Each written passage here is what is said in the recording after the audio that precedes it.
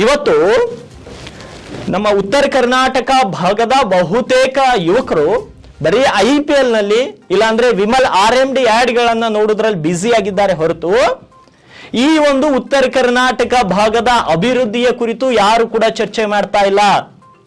ಕೇವಲ ರಾಜಕೀಯ ವಿಷಯವನ್ನ ಚರ್ಚೆ ಮಾಡುವುದಷ್ಟೇ ಅಲ್ಲ, ಈ ಭಾಗದ ಶೈಕ್ಷಣಿಕವಾಗಿ ನಾವು ಎಷ್ಟು ಹಿಂದುಳಿದಿದ್ದೇವೆ, ಆರ್ಥಿಕತೆಯಲ್ಲಿ ನಮ್ಮ ತಲಾ ಆದಾಯ ಏನಿದೆ, ಇವುಗಳ ಬಗ್ಗೆ ಕೂಡ ಯೋಚನೆ ಮಾಡಿ. ಬರೀ RCB ಅಂದ್ರೆ ಉತ್ತರ ಕರ್ನಾಟಕ ಉದ್ಧಾರ ಆಗಲ್ಲ. ವಿಮಲ್ಗಳ ಜಾಹೀರಾತುಗಳನ್ನ ನೋಡಿದ್ರೆ ಉತ್ತರ ಕರ್ನಾಟಕ ಉದ್ಧಾರ ಆಗಲ್ಲ. ಉತ್ತರ ಕರ್ನಾಟಕ ಉದ್ಧಾರ ಆಗಬೇಕಾದ್ರೆ ಯುವಕರು ಆಕ್ಟಿವ್ ಪೊಲಿಟಿಕ್ಸ್ಗೆ ಬರಬೇಕು.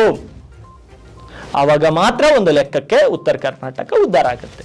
ಇವತ್ತು ಸದನದಲ್ಲಿ ಉತ್ತರ ಕರ್ನಾಟಕದ ಬಗ್ಗೆ ಯಾರಾದ್ರೂ ಧ್ವನಿ ಎತ್ತುತ್ತಿದ್ರು ಅಂದ್ರೆ ಅದ್ರ ಶರಣಗೌಡ, ಕಂದಕೂರು, ಬಸನಗೌಡ ಪಾಟೀಲ್, ಯತ್ನಾಳ್ ಅವ್ರನ್ನ ಬಿಟ್ಟರೆ ಈ ಸದನದಲ್ಲಿ ಯಾರು ಕೂಡ ಉತ್ತರ ಕರ್ನಾಟಕದ ಬಗ್ಗೆ ಧ್ವನಿ ಎತ್ತಲೇ ಇಲ್ಲ.